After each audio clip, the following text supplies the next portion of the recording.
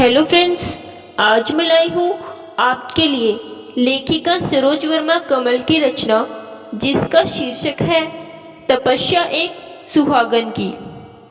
तो आइए फ्रेंड्स, चलते हैं कहानी की ओर। नीरजा ने अपनी सामने वाली पड़ोसन के दरवाजे पर लगी घंटी बजाई। पड़ोसन ने दरवाजा खोला और मुस्कुरा दी। फिर बोली, अरे आप अंदर आइए ना। जी अभी टाइम नहीं है, फिर कभी आऊंगी।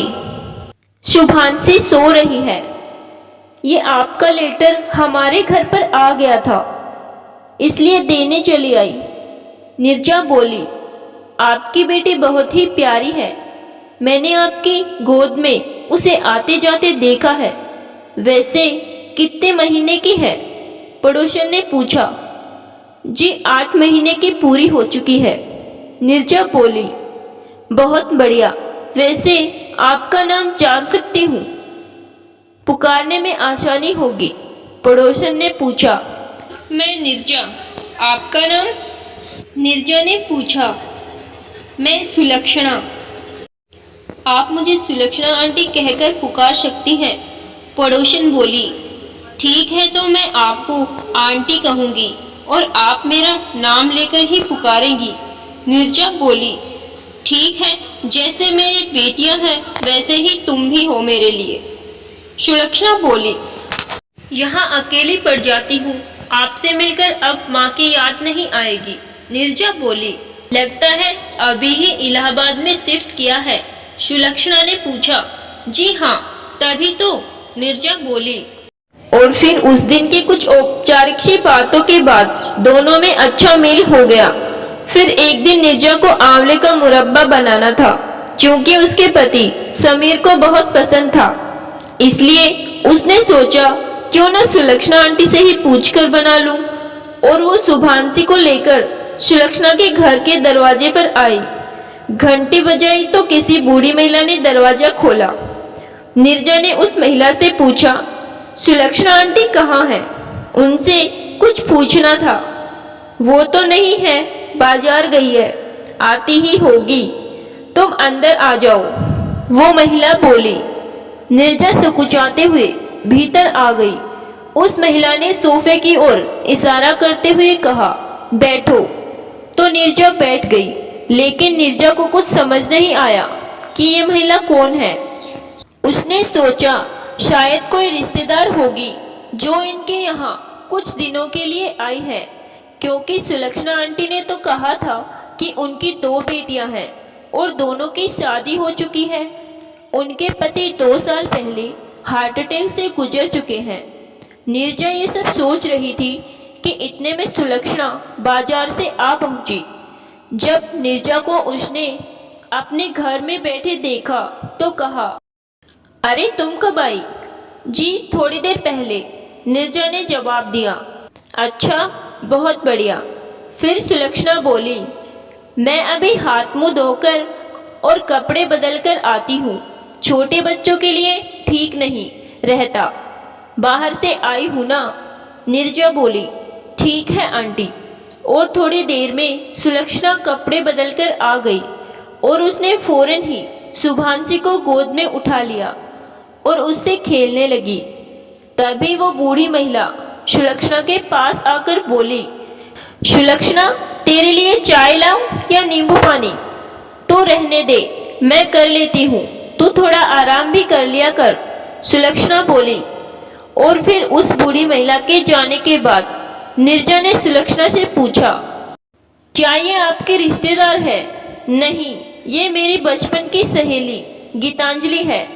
तुम्हारे अंकल के गुजर जाने के बाद और बेटियों के ससुराल जाने के बाद मैं अकेली हो गई थी। इसके मायके में भी इसके लिए जगह नहीं थी, कोई रखने को तैयार ही नहीं था, इसलिए मैंने इसे अपने साथ रख लिया। सुलक्षणा आंटी बोली, मायके में जगह नहीं थी मतलब? इनका ससुराल तो होगा, क्योंकि मैंने देखा है कि इनकी मांग सिंदूर से भरी है। गले में मंगलसूत्र है, हाथों में कांच की चूड़ियां हैं। मुझे कुछ समझ नहीं आया। नीरजा बोली, बहुत दर्द भरी कहानी है बेचारी की। सुलक्षणा बोली, तो सुनाइए ना, नीरजा बोली। तो सुनो। और इतना कहकर सुलक्षणा ने गीतांजलि की कहानी शुरू की। बनारस के एक सेठ जनार्दन प्रसाद अग्रवाल की मिठाइयों की एक दुकान थी। ये दुकान उनको विरासत में मिली थी। अंग्रेजों के समय में ये दुकान सेठ जी के दादा परदादाओं ने खोली थी। भगवान की दया से दुकान बहुत अच्छी चलती थी, क्योंकि सेठ जी मिठाइयों में दूध, घी उत्तम प्रकार का प्रयोग करते थे। बस उन्हें एक ही दुख था कि उनके कोई बेटी नहीं है। लगातार 4 बेटे होने के बाद उनकी और शेटानी की उम्मीद टूट चुकी थी। लेकिन फिर भगवान ने उनकी सुन ली और अधेड़ उम्र में उनके यहाँ कई पीढ़ियों के बाद बेटी का जन्म हुआ।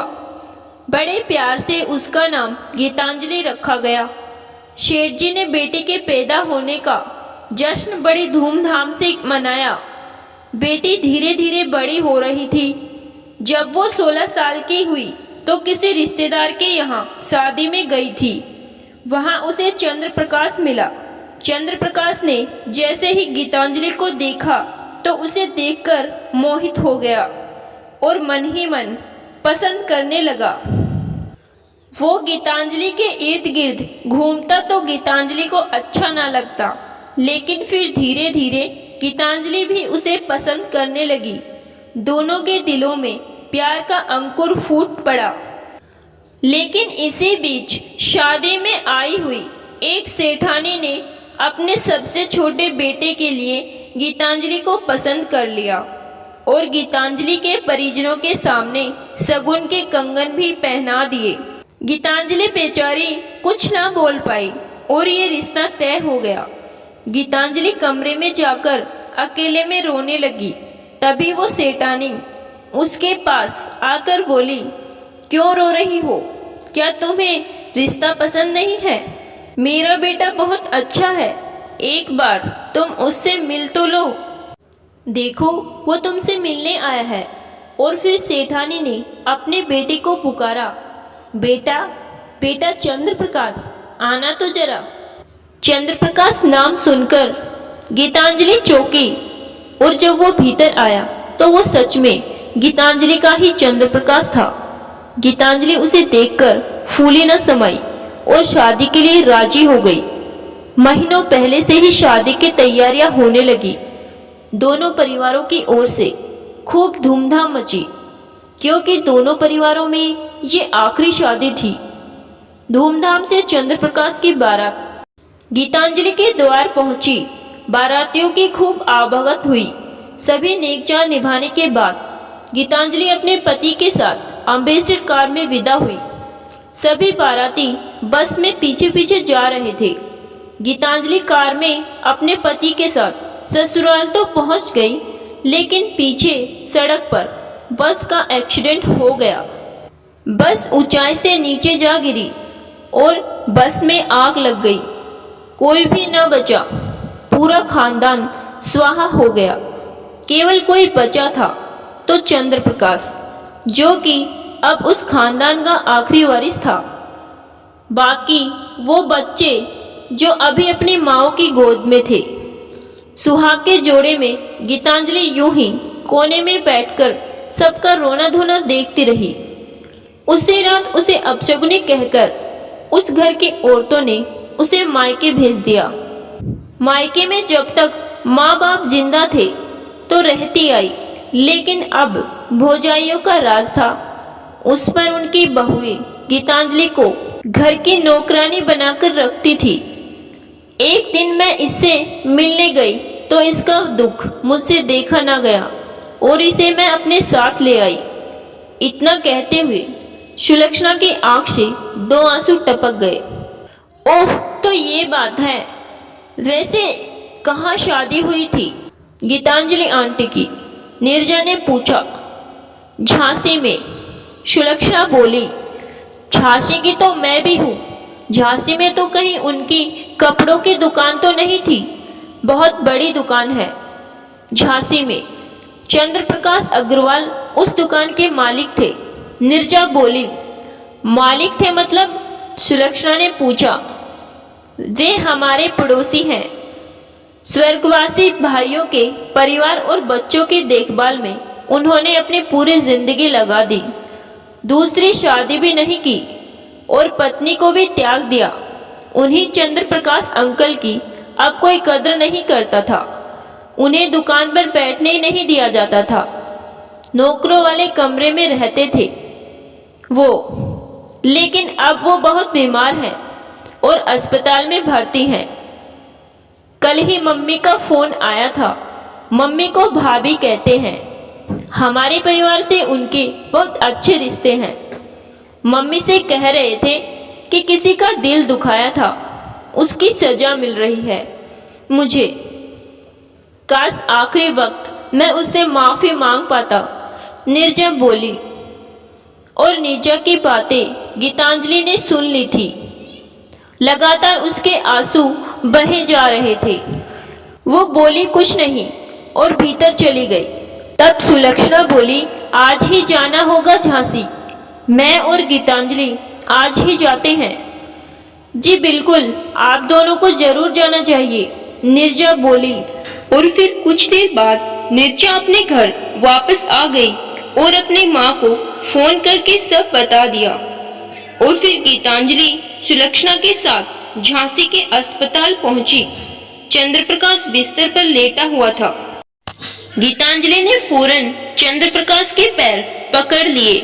चंद्रप्रकाश ने देखा तो वो गीतांजलि थी।